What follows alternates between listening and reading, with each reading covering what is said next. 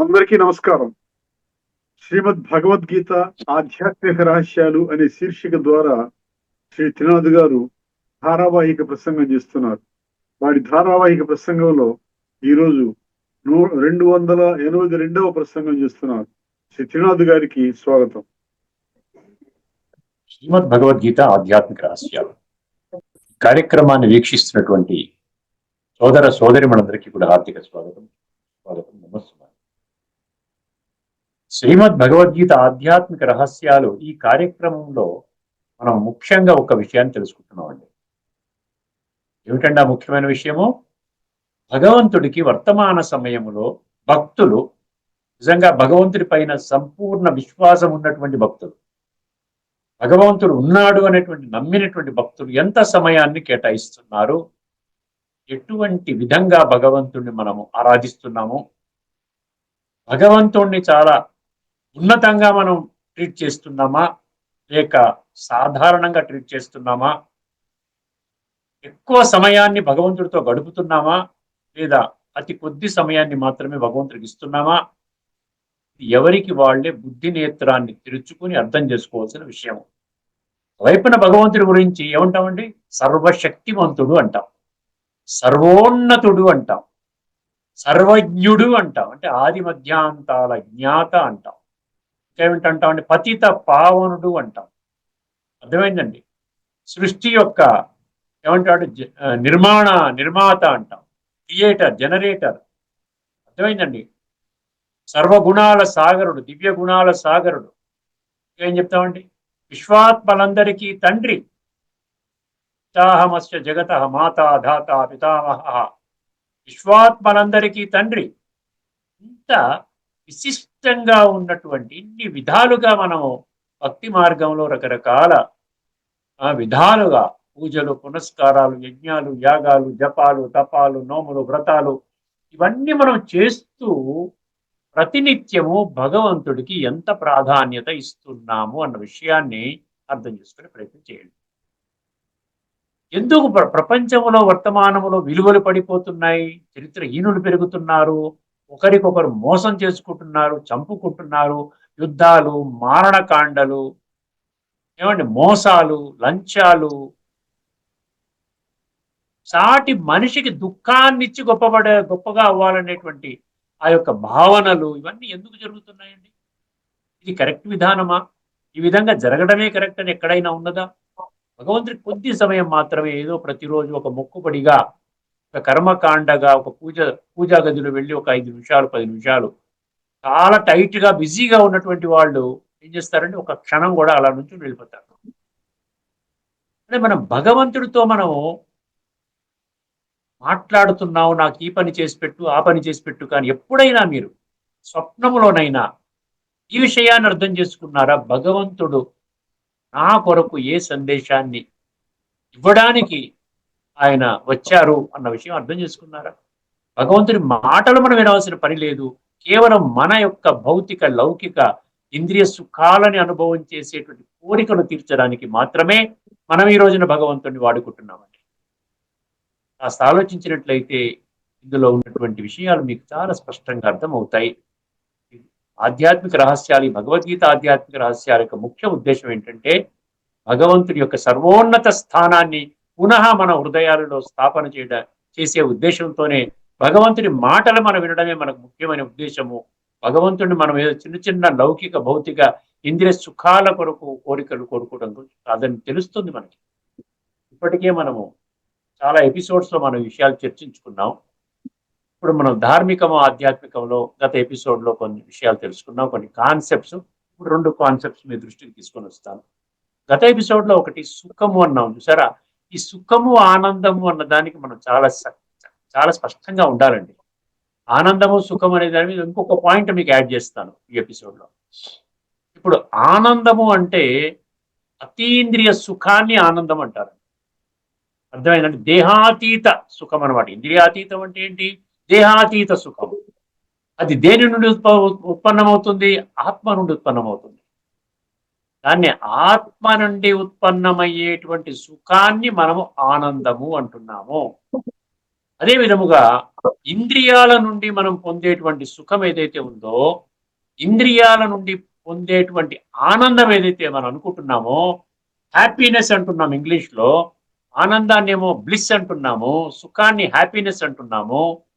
ఇది ఇంద్రియాల ద్వారా పొందే మీరు అనుకున్నటువంటి ఆనందాన్ని ఏమంటున్నారంటే, ఆనందాన్ని ఏమంటున్నారు, సుఖము అంటున్నారు. అర్థమైందండి? అందుకని అతీంద్రియ సుఖము అంటే అక్కడ అతీంద్రియ సుఖం ఈజ్ ఈక్వల్ టు ఆనందము, బ్లిస్ అన్నమాట. ఈ ఒక విషయం చిన్న క్లారిటీ, ఎక్స్ట్రా పాయింట్ మీకు ఇచ్చాను. ఇప్పుడు మరొక 2 కాన్సెప్ట్స్ తీసుకుందామండి. ఏమిటంటే, అయితే విషయం ఏంటంటే, హృదయం అనే పదం వస్తుందండి ధార్మిక జగత్తులో. భగవంతుణ్ణి హృదయపూర్వకంగా తలుచుకోవాలి అంటాం. కొన్ని కొన్ని సంస్థలు, రాజయోగ అనే సంస్థలు పెట్టుకున్నటువంటి సంస్థలు, వివిధ పేర్లతో చలామణి అవుతున్నటువంటి కొన్ని సంస్థలు కూడా హృదయం అనగానే ఫిజికల్ గుండె గురించి మాట్లాడతారండి, ఫిజికల్ హార్ట్ గురించి మాట్లాడతారు. కానీ భగవద్గీత ఏముంటుందంటే, నేను ఫిజికల్ గురించి మాట్లాడటం లేదు, మెటాఫిజికల్ గురించి మాట్లాడుతున్నాను అంటాడు. అర్థమైందండి? భగవద్గీత ఏమన్నాడు? 10వ అధ్యాయం 32వ శ్లోకంలో ఏమన్నాడండి? అధ్యాత్మ విద్యా విద్యానాం అన్నాడు. అధ్యాత్మ విద్యా విజ్ఞానం. ఆ ఒక్క పంక్తిని మనం విస్మరించడం వలన ఎంత అనర్థం జరిగిపోయిందో చూసారా మన ఆలోచనల్లో. కానీ మనం ఏ విధంగా భగవంతుడి ప్రతి ఉన్న మనకున్నటువంటి భావనలు ఏవైతే ఉన్నాయో అన్ని మారిపోయాయి. నేను చెప్పేది ఆధ్యాత్మిక విద్య అన్నాడు చూసారా. ఆధ్యాత్మిక, ఆత్మ విద్య. ఆత్మ అంటే ఈ భౌతిక చర్మనేత్రాలతో మీరు ఆత్మని చూడగలరా? చూడలేదు. హృదయం అంటే ఇక్కడ భగవంతుడు ఏం చెప్తున్నాడంటే, దివ్య బుద్ధి అని అర్థం చేసుకోవాలి, పవిత్ర బుద్ధి అని అర్థం చేసుకోవాలి, శుద్ధ బుద్ధి అని అర్థం చేసుకోవాలి. ఈ శుద్ధ బుద్ధి, దివ్య బుద్ధి, పవిత్ర బుద్ధి ఎప్పుడు వస్తుంది? ఆత్మ శుద్ధి చేసుకుంటే వస్తుంది. ఆత్మ అంతా కుళ్ళిపోయిన తర్వాత బుద్ధి దివ్యంగా ఉంటుందా? ఉండదు. అర్థమైంది? అందుకని ఆత్మశుద్ధి లేని ఆచారం అది కాయేన మనసా బుద్ధ్యా కేవల ఇంద్రియైరపి యోగిన కర్మ కుర్వంతి సంగం త్యక్త్వ ఆత్మశుద్ధయే. 5వ అధ్యాయం 11వ శ్లోకం. మొత్తం శరీరము, ఇంద్రియాలు, మనసు, బుద్ధి అన్ని కూడా ఇప్పుడు వర్తమాన క్లిష్ట సమయాన్ని దృష్టిలో పెట్టుకొని మీరు ఆత్మశుద్ధి కోసం ప్రయత్నం చేయాలి. లేకపోయినట్టయితే మీరు అధోగతి పాలవుతారు అంటున్నాడు భగవంతుడు. ఎంతకంటే ఏం చెప్పాలి? పురోగతి కాదు, అధోగతి. ఇది హృదయం గురించి మనం అర్థం చేసుకోవాలి. హృదయం అంటే ఫిజికల్ కాదు. హృదయం ఈ రోజున హార్ట్ ట్రాన్స్ప్లాంటేషన్ కూడా చేసేస్తున్నారు. హార్ట్ ట్రాన్స్ప్లాంట్ ఏం చేస్తున్నారంటే, ఆత్మ, హృదయం అంటే ఆత్మ అనుకుంటే ఈ శరీరం నుండి ఆత్మని, మన గుండెని తీసి ఇంకో గుండె పెడుతున్నారని ప్రాణం పోవాలి కదా. అర్థమైందండి? అందుకని ఆత్మ బయటకు వచ్చిందంటే మళ్ళీ వెనక్కి పంపించేటువంటి ఆ యొక్క శక్తి, అధికారం ఎవరికీ లేదండి. ప్రపంచంలో ఉన్నటువంటి అత్యధిక పెద్ద సైంటిస్టులకు కానీ, డాక్టర్లకు కానీ, వందల డిగ్రీస్ ఉన్నటువంటి వాళ్ళు కానీ ఎవరికి కూడా ఒకసారి ఆత్మ బయటకు వచ్చిందంటే మళ్ళీ ఆత్మని రీఫిక్స్ చేసి మళ్ళా చనిపోయిన వ్యక్తిని, ఒక డెడ్ బాడీకి ప్రాణాన్ని ఇవ్వడానికి ఎవరి వల్ల కాదు. భగవాన్ వాచ్యం. మళ్ళీ ఇంకో జన్మ తీసుకుంటాడు. జాతస్య హిద్రువో మృత్యు. అందుకని గుండె ఈజ్ ఈక్వల్ టు ఆత్మ అనడం అనేది కరెక్ట్ కాదన్న ఒక విషయం అర్థం చేసుకోండి. ఇది ఆధ్యాత్మికంగా మనకు అర్థమవుతుంది. ధార్మికంలో మీరు ఏ విధంగా అనుకున్నా కూడా అది అర్థం కాదు మీకు. రెండో విషయం, ఇంకొక విషయం తీసుకొస్తాను. ఇప్పుడు స్వార్థం అన్న విషయం ఒకటి చెప్పాలనుకుంటున్నానండి. స్వార్థం అంటే యాక్చువల్ మంచి పదం అండి అది. దాన్ని మనం ఏం చేసాం? సెల్ఫిష్నెస్ అంటున్నాం. స్వార్థం అంటే ఏంటంటే సంకుచితంగా ఆలోచించడం, నేను ఒక్కడే బాగుపడాలి, మిగతా వాళ్ళు ఎలాగైనా పర్వాలేదు అన్నటువంటి అర్థంతోనే ఈ స్వార్థం అన్న పదం వాడుతున్నాం. కానీ స్వార్థం యొక్క అన్న పదం యొక్క ఆవిర్భావాన్ని చూసినట్లయితే దాన్ని ఏమంటారంటే స్వ అర్థము. స్వ అర్థము అంటే స్వ అంటే ఆత్మ. ఎక్కడైతే స్వ అన్న పదం వస్తుందో అక్కడ ఆత్మ అన్న పదం అర్థం తీసుకోవాలి, ఆత్మ అన్న అర్థం తీసుకోవాలి. అప్పుడేంటి? ఆత్మ యొక్క అర్థం కోసం నువ్వు పనిచేయాలి. నిరంతరము ఆత్మ గురించి మీరు మాట్లాడినా ఆత్మ బాగుపడుతుందా, ఆత్మ చెడిపోతుందా, ఏదైనా సంకల్పం చేసిన అవతల పడ్డ చెడు ఆలోచన చేసిన అమ్మమ్మమ్మ ఆత్మ పాడైపోతుంది, చేయకూడదు. అందరి గురించి భగవంతుడు చూసుకుంటాడు, నేను నా గురించి చూసుకోవాలి. సాటి మనిషిని ఆత్మగా గౌరవించాలి. సర్వమానవ సౌభ్రాతృత్వం అంటున్నాం కదా. అందువల్ల ఆ విధంగానే నడుచుకోవాలి. ప్రతి సంకల్పము అంటే మన ఏంటి, మనస, వాచ అంటే వాక్కు, కర్మణ, ప్రతి కర్మ కూడా ఆత్మ యొక్క శుద్ధి కోసం పని చెయ్యాలి. స్వ అర్థం అంటే పాజిటివ్ సెల్ఫిష్నెస్. ఒకవేళ సెల్ఫిష్నెస్ అనుకుంటే అది పాజిటివ్ సెల్ఫిష్నెస్. ఈ పాజిటివ్ సెల్ఫిష్నెస్ ద్వారా మీరు భగవంతుడి యొక్క దివ్య కర్తవ్యాన్ని ధర్మ సంస్థాపనార్థాయ సంభవామి అన్న కర్తవ్యాన్ని సమర్థించే కర్మలు చేస్తారు.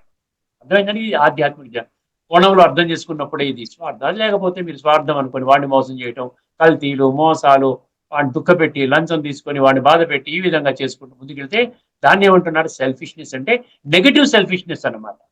సో ఆధ్యాత్మికతలో స్వార్థం అన్న పదం ఏంటంటే పాజిటివ్ సెల్ఫిష్నెస్. ధార్మికంగా భౌతికం. ధార్మికం అంటే భౌతికం అండి, ఫిజికల్, రెండు కళ్ళతో చూసేవన్నీ ధార్మికం. అర్థమైంది. భగవద్గీతను కూడా ధార్మికంగా అర్థం చేసుకున్నారు కాబట్టి మనం ఏం చేస్తాం? కురుక్షేత్రము యుద్ధరంగం అనుకున్నాం. భగవంతుడు ఏమంటున్నాడు? ధర్మక్షేత్రే కురుక్షేత్రే అంటే ఏంటి? కురుక్షేత్రం అంటే ఈ యొక్క కురు అంటే కర్మ చేసేటువంటి, క్షేత్రం అంటే పొలము. ఈ పొలం యొక్క యజమాని వేరు, క్షేత్రజ్ఞుడు. క్షేత్రజ్ఞుడు ఒక అధ్యాయమే పెట్టడం జరిగింది. అదే రెండవ అధ్యాయం సాంఖ్య యోగంలో కూడా, సాంఖ్యయోగం అంటే ఏంటి? వివేకము. సాంఖ్యం అంటే వివేకము. నీలో ఉన్నటువంటి బుద్ధిని, ఏది మంచి, ఏది చెడు, ఏది శరీరము, ఆత్మ, ఏది కరెక్ట్, ఇవన్నీ తెలుసుకోవడమే సాంఖ్యం. చాలా స్పష్టంగా ఉందండి భగవద్గీత పరంగా. ఎవరు కూడా నేను దేహం అనేటువంటి విషయాన్ని భగవంతుడు సమర్థిస్తున్నాడు, ఆత్మ జ్ఞానమే లేదు అని అనడానికి మీకు 100 కోట్లు ఇచ్చినా కూడా ఎవరు చెప్పరు. అర్థమైందండి? ఒక్కసారి ఈ విషయాన్ని మీరు అర్థం చేసుకోండి.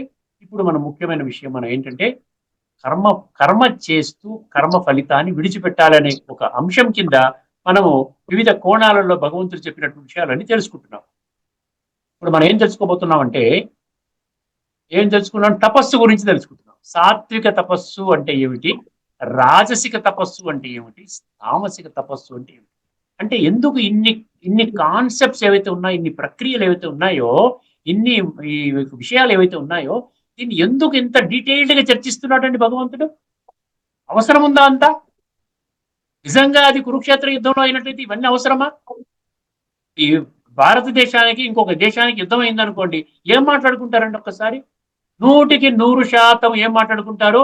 అవతల వాడి యొక్క బలహీనతలు ఏమిటి, వాళ్ళకి ఎటువంటి మిసైల్స్ ఉన్నాయి, ఎటువంటి ఆర్మీ ఉంది, ఎటువంటి నేవీ ఉంది, ఎటువంటి ఎయిర్ ఫోర్స్ ఉన్నాయి, యుద్ధ విమానాలు ఎలా ఉన్నాయి, F-16, F-35 ఇవన్నీ ఉన్నాయా? ఉంటే మనం దానికంటే పైన ఉన్నటువంటి ఆయుధం మనం ఉపయోగించాలి.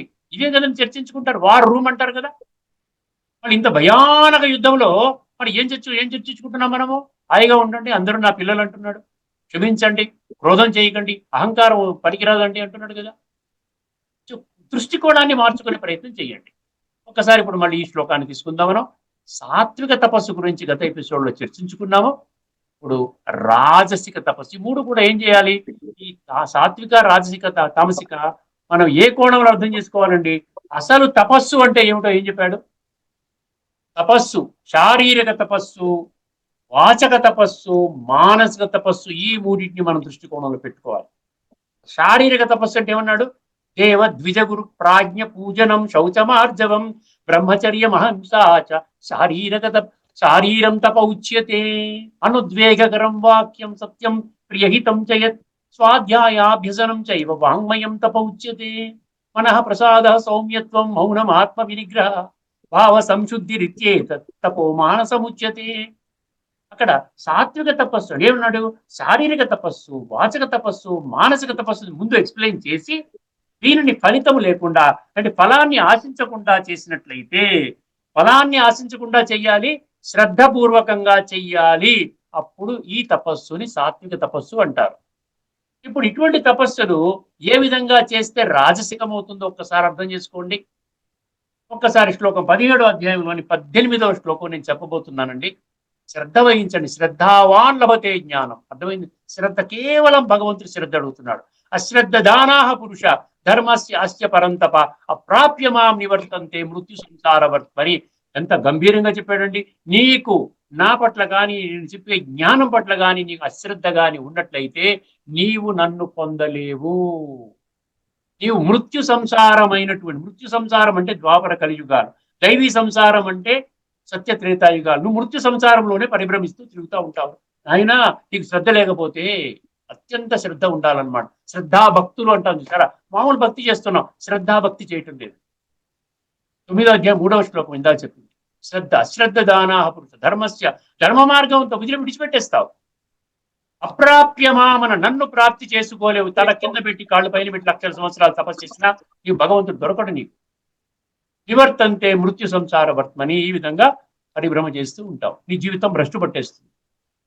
కేవలం నోట్లో మాట్లాడుకోవడానికి ఉందన్నమాట. స్వర్గం అనుకోవడానికి మాత్రం ఉంది, కానీ స్వర్గంలోకి వెళ్ళవు నువ్వు. ఎంత గొప్పవాళ్ళు నీకు చెప్పినా కూడా ఆ గొప్పవాళ్ళు కూడా ఆత్మపరంగా పరమాత్మ సంతానం, మనకు సోదరులు అవుతారు. ఇప్పుడు ఒక్కసారి ఇది వినండి, 17వ అధ్యాయంలో 18వ శ్లోకం. సత్కారమాన పూజార్థం క్రియతే తదిహ ప్రోక్తం. ఏమన్నాడు? క్రియతే తదిహ ప్రోక్తం. ఏమన్నాడు తర్వాత? క్రియతే తదిహ ప్రోక్తం రాజసంచలం అధ్రువం అన్నాడు. సత్కారమాన పూజార్థం తపోదంభేన చైవయత్ క్రియతే తదిహ ప్రోక్తం రాజసంచలం అధ్రువం. ఒక్కసారి చాలా పదవిచ్ఛేదం చేసి అద్భుతంగా చెప్పాడండి. మనం ఎందుకు చెప్తున్నాడు సాత్విక, రాజసిక, తామసిక ఎందుకు చెప్తున్నాడంటే, నువ్వు తామసికంగా ఉన్నావా, రాజసికంగా ఉన్నావా, సాత్వికంగా ఉన్నావంటే సేఫ్ జోన్ లో ఉన్నావు, రాజసికంలో ఉన్నావంటే రిస్కీలో ఉన్నావు, తమోలో ఉన్నావంటే ఇంకా రిస్కీలో ఉన్నావు. ద్వాపర యుగం కూడా నువ్వు రావన్నమాట. ద్వాపర యుగంలో కూడా జన్మ అంటే కష్టాలు, దుఃఖాలు, ఈ యొక్క మోసాలు జరిగేటువంటి అక్కడ ఉన్నటువంటి ప్రపంచంలోనే నీ జన్మ ఉంటుంది. మంచిగా బ్రతికేటువంటి జన్మలు నీకు నిషిద్ధము. ఒక్కసారి వినండి, ఈ తపస్సులన్నీ ఎట్లా చేస్తారంట? సత్కారమాన పూజార్థం. సత్కారము కావాలి, నన్ను పెద్ద పెద్ద సభలలో పెట్టి నన్ను గౌరవించాలి. ఈయన చాలా గొప్పవాడండి, ఈయనంత మహానుభావుడు లేడు అని అందరూ కూడా శాలువలు కప్పి దండలు వేసి ఆ విధంగా గొప్పగా పొగడ్తలతో మంచిగా సభ చేసుకుంటే, ఆ విధంగా ఆయన దాని కొరకు ఈయన తపస్సు చేస్తున్నాడు తప్ప ఆత్మాభిమాని స్థితికి వెళదామని గాని, ఆత్మలో ఇప్పటికే జన్మ జన్మలుగా మనము చేసినటువంటి చెడు కర్మలు, పాప కర్మలు, నీచ కర్మల ద్వారా ఆత్మ కుళ్ళిపోయిందన్న సంగతి లేదు. ఆ జ్ఞానము లేదు. ఆ కుళ్ళుని కడుక్కుందామన్న జ్ఞానం కూడా లేదు. కేవలము వర్తమానంలో ఈ యుగంలో నన్ను చాలా గొప్పగా కీర్తింపబడాలి, నన్ను సత్కారము. మానము అంటే ఏంటి? మానం అంటే ఏంటి? మర్యాదగా చూసుకోవడం, గౌరవించటం. అర్థమైందండి? ఇదంతా కూడా బాహ్యంగానే మనం అర్థం చేసుకుంటున్నాం. కానీ భగవంతుడు నన్ను గౌరవించాలి, భగవంతుడు నన్ను సత్కరించాలి, భగవంతుడు నన్ను ఆ విధంగా గొప్పగా పొగడాలి అని అనుకుంటున్నాము మనం. అసలు భగవంతుడినే పక్కన పెట్టేశాం కదండి. ఒక్కసారి ఆలోచించండి, బుద్ధి నేత్రం తెరుచుకోండి, సత్యత అనేటువంటి ఒక ఫౌండేషన్ పెట్టుకోండి. ఆ సత్యత ఫౌండేషన్ లో ఉన్నట్లయితే చాలా విషయాలు స్పష్టమవుతాయి. సత్కారమాన పూజార్థం. అందరూ నన్ను నమస్కరించాలి. ఎట్లా సమాజంలో వెళ్తుంటే నమస్కారం అండి, నమస్కారం అండి, బాగున్నారా, నమస్కారం అండి, మీరు చాలా గొప్ప ఉపన్యాసం ఇచ్చారండి, మీరు చాలా గొప్ప పని చేశారండి అంటే పొంగిపోతుంటారన్నమాట వాళ్ళు. పొంగిపోకూడదని నేను చెప్పడం లేదు, ఆ విధంగా గౌరవం పొందకూడదని చెప్పడం లేదు. అక్కడ భగవంతుడి ఉద్దేశం అది కాదు. నన్ను తెలుసుకోకుండా భౌతికంగా, లౌకికంగా అన్ని విషయాలు నువ్వు తెలుసుకొని, ప్రజలంతా కూడా అంధవిశ్వాసంలో ఉన్నారు కాబట్టి చక్కగా మనం ఏది చెప్పినా కూడా వాళ్ళు ఓకే ఓకే ఓకే ఓకే అంటారు. కాబట్టి దానిని మనం చాలా అడ్వాంటేజ్గా తీసుకుని ప్రజలని ఆ విధంగా మభ్యపెడుతూ మనము భగవంతుడికి దూరం అవుతున్నాము. అదేవిధంగా ప్రజలందరినీ కూడా భగవంతుడి నుంచి దూరం చేస్తున్నాము. ఇప్పుడు చేయవలసింది ఆత్మచింతన. ప్రతి ఒక్కరు చెప్తున్నారు అసతోమా సద్గమై అనుకోవడం కాదు. సత్య మార్గము, దైహిక భ్రాంతిలో ఉంటూ సత్కారమాన పూజార్థం అది పొందడం కూడా అసత్యమే. దైహికంగా చేసేది ప్రతీది అసత్యమే. అసతోమా సద్గమయ, తమసోమా జ్యోతిర్గమయ, మృత్యోర్మ అమృతంగమయ. ఆన్సర్ ఏంటి? నేను ఆత్మని, ఈ శరీరము నాది. ఇదే చీకటిలో, అజ్ఞాన అంధకారములో నుండి బయటికి వచ్చేటువంటి విధానము. మృత్యోర్మ అమృతంగమయ, మృతాయి వినాశి దేహములో అవినాశి చైతన్య శక్తి ఉన్నది ఆత్మ. ఈ ఆత్మ యొక్క తండ్రి పరమాత్మ. వర్తమాన సమయంలో పరమాత్మ మనకి ఆత్మజ్ఞానాన్ని చెప్తున్నారు. ఆత్మని సంస్కరించుకోలేకపోయినట్లయితే ఇక్కడ వర్తమానములో ఎంత గొప్ప పూజలు అందుకున్నా, ఎంత గొప్పగా ఫెలిసిటేషన్స్ అంటాం, సన్మానాలు, ఈ విధంగా గౌరవాలు, పురస్కారాలు, టైటిల్స్ ఎన్ని అందుకున్నప్పటికీ కూడా అటువంటి వ్యక్తి సైతము సత్యయుగములో అడుగు పెట్టలేడు. ఇది భగవంతుడు చెప్తున్న విషయము. సత్కారమాన పూజార్థం. తపస్సు దేనికోసం చేస్తున్నాడంటే సత్కారమాన పూజార్థం. తపో దంభేన చైవ. దంభం అంటే చాలా ఇంపార్టెంట్ అండి. దంభం అంటే ఏమిటన్నాడు? హిపోక్రసీ అంటాడు. హిపోక్రసీ అంటే ఏంటంటే బయట చూపించే విధానము ఒకటి, లోన ఉన్నటువంటి విధానం, ఆంతరిక స్థితి దీనికి క్వైట్ ఆపోజిట్ గా ఉంటుందన్నమాట. బయట మాత్రం చాలా గొప్ప పండితుడు, చాలా గొప్ప ఆధ్యాత్మికవేత్త, చాలా గొప్ప వ్యక్తి, అందరినీ కూడా ఊపేస్తున్నాడు, చక్కగా అందరినీ కూడా ఒక మార్గంలో పెట్టుకుంటున్నాడు. లక్షల మంది డివోటీస్ ఉన్నారు, వాళ్ళ యొక్క శిష్యులు ఉన్నారు, మంచి పెద్ద పెద్ద ఆశ్రమాలు ఉన్నాయి, వీళ్ళకి చాలా గొప్పగా తిరుగుతున్నారు, ఉన్నట్టుండి హెలికాప్టర్లు వెళ్తారు, అక్కడి నుంచి ఇలా వెళ్తారు, ఇక్కడి నుంచి ఇలా వెళ్తారు, ప్రధానమంత్రి లాంటి వాళ్ళు వీళ్ళ కాళ్ళు మొక్కుతారు. ఇవన్నీ కూడా నేను ఉన్న విషయం చెప్తున్నాను. సత్కారమాన పూజార్థం తపో దంభే అనే దంభం అనే పదం ఎందుకు వాడాడు? దంభం అనే పదం ఒక్క శ్లోకంలో వాడింది కాదండి. దంభం అనే పదము చాలా శ్లోకాల్లో వాడాడు. మీకు కొన్ని శ్లోకాలు చెప్తాను. 16వ అధ్యాయం 4వ శ్లోకంలో దంభోదర్ప అభిమానశ్చ క్రోధ పారుష్యమేవచ, అక్కడ దంభం అనే పదం వచ్చింది చూసారా? 16:4, 16:10, 16:10 చూడండి. కామం ఆశ్రిత్య దుష్పూరం దంభమాన మదాన్విత. దంభము, దంభం అంటే షో, హిపోక్రసీ. ఆంతరిక శుద్ధి కోసం ఎంత ప్రయత్నము చేస్తున్నామని ఈ దంభములో ఉన్నటువంటి వాళ్ళు ప్రతి ఒక్కరు ఎవరికి వాళ్ళే ప్రశ్న వేసుకోవాలి. భగవాను వాచ, భగవద్గీతని నమ్మినటువంటి వాళ్ళు, భగవద్గీత ఆధారంగా శ్రేష్టమైనటువంటి జన్మలు రాబోయేటువంటి సత్య త్రేతాయుగాల్లో పొందాలి అనేటువంటి ఒక భావన కలిగినటువంటి వాళ్ళు. ఎందుకంటే 7వ అధ్యాయం 3వ శ్లోకం ఎప్పుడు మర్చిపోకండి. కొద్దిమంది మాత్రమే ఆ కోణంలో అర్థం చేసుకుంటారు. వాళ్ళకి సత్కారాలు అక్కర్లేదు, ఈ అభిమానాలు, గౌరవాలు, పూజలు కూడా ఏమీ అక్కర్లేదు. దొరికితే దొరికినా పర్వాలేదు, నలుగురు మెచ్చుకున్నా పర్వాలేదు, అంతే ఆనందం, మెచ్చుకోకపోయినా అంతే ఆనందం. ఎందుకంటే భగవంతుడు గౌరవిస్తున్నాడు. భగవంతుని మార్గంను నడుస్తున్నాం. ధర్మ సంస్థాపనార్థాయ సంభవామి. ఆ ధర్మ సంస్థాపన కర్తవ్యాల్లో భగవంతుడు సహాయం చేస్తున్నాం. అర్థమైందండి? ఆటోమేటిక్ గా ప్రజలు గౌరవిస్తారు. ఎందుకు గౌరవించరు? గౌరవిస్తారు, పర్వాలేదు. అంటే అక్కడ ఉబ్బి తబ్బిపోవడం కూడా ఉండదు, కృంగిపోవడం కూడా, అరే నాకెందుకురా సన్మానం చేయటం లేదు అన్న భావన ఉండదు, ఉండకూడదు. ఇంకేమన్నాడు?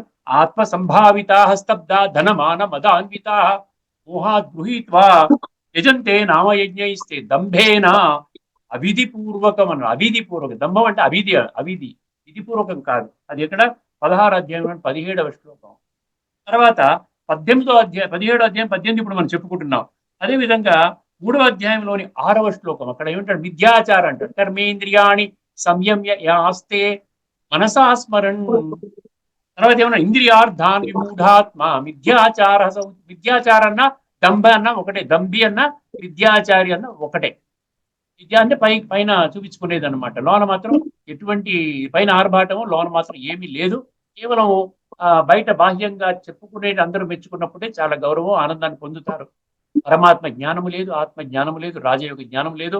భగవద్గీతని ఆధ్యాత్మిక దృష్టికోణంలో అలా కాకుండా పఠన, పారాయణ, శ్రవణ, ప్రచార, ప్రసారం చేసే దాంట్లో ఉంటారు. ఇంకోటి 17వ అధ్యాయంలోని 5వ శ్లోకం, శాస్త్ర విహితం ఘోరం తప్యంతే ఏ తపోజనా దంభాహంకార సంయుక్త కామరాగ బలాన్విత. దంభము. ఎందుకు ఇన్ని శ్లోకాల దంభము దంభము దంభము దంభము అంటే వద్దనేగా చెప్తున్నాడు. అది అసుర స్వభావం కింద చెప్తున్నాడు. 16వ అధ్యాయంలోను, ఇక్కడ 17వ అధ్యాయం దంభాహంకార, అహంకార సంయుక్త.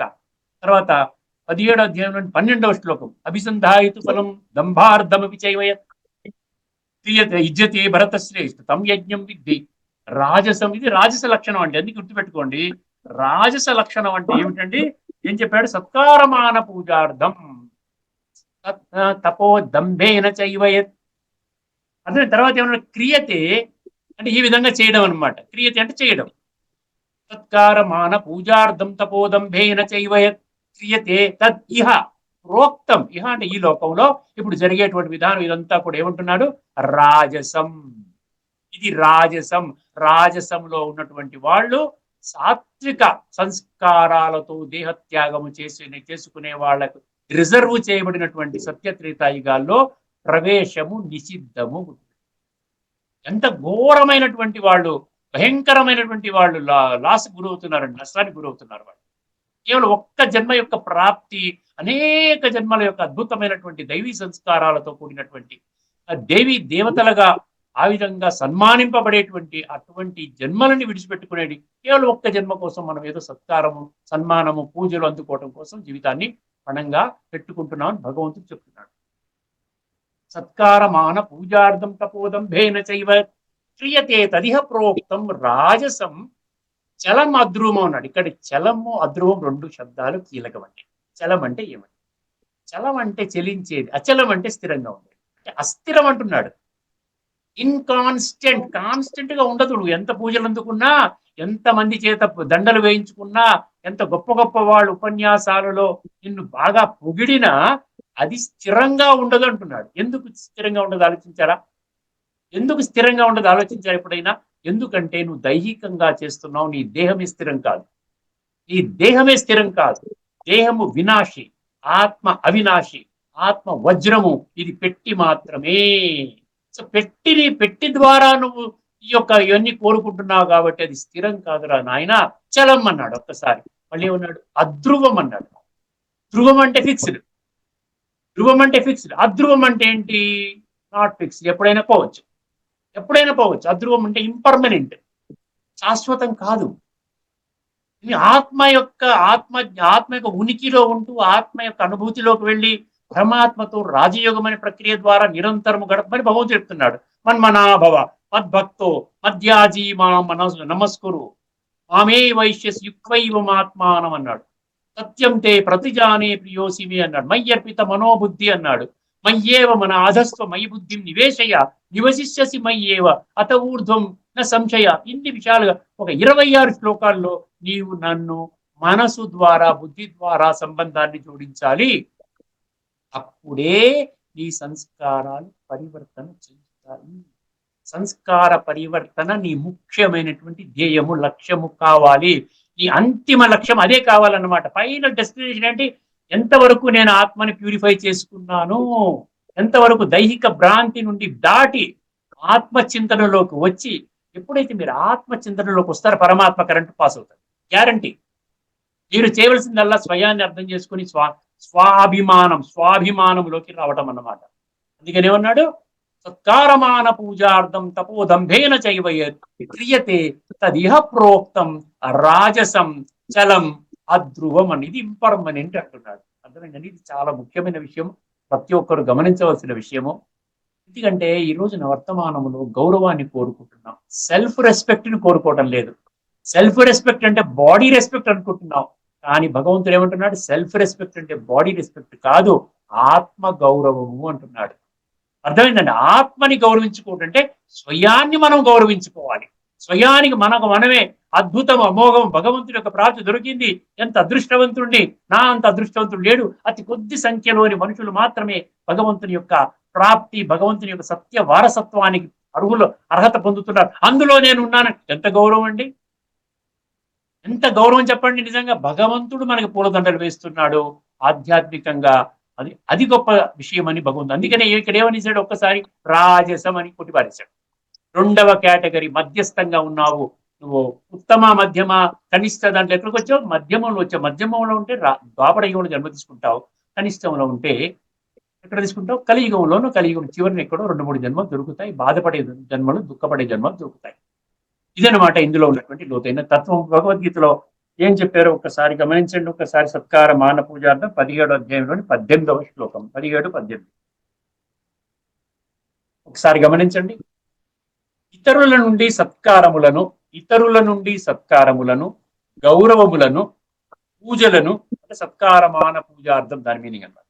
ఇతరుల నుండి సత్కారములను గౌరవములను పూజలను అందుకొనుటకును అట్లే తదితర స్వార్థ ప్రయోజనాల కొరకును స్వార్థ ప్రయోజనాల కొరకును, దంభం అంటే అదే అన్నాడు. దంభం అంటే స్వార్థం అన్నాడు ఇక్కడ. దంభం అంటే పైన షో.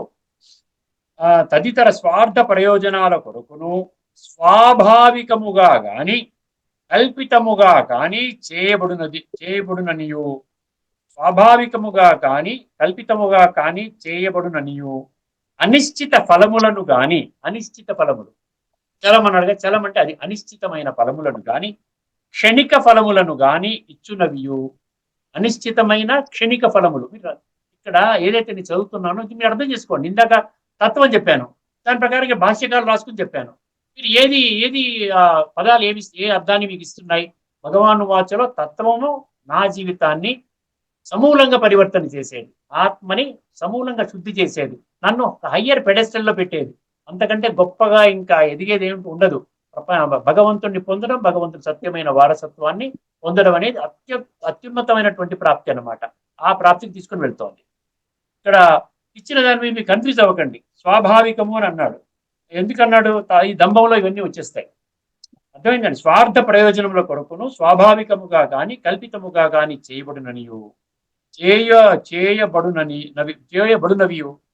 అనిశ్చిత ఫలములను కాని క్షణిక ఫలములను కాని ఇచ్చునవియు అయిన తపస్సులను రాజస తపస్సులు అని అందురు. అర్థమైందండి? ఇక్కడితో మన యొక్క చర్చను ముగించుకుంటున్నాము. తదుపరి ఎపిసోడ్ లో మీకు ధార్మికం ఆధ్యాత్మిక మీద మరి కొత్త విషయం చర్చించుకుంటాము.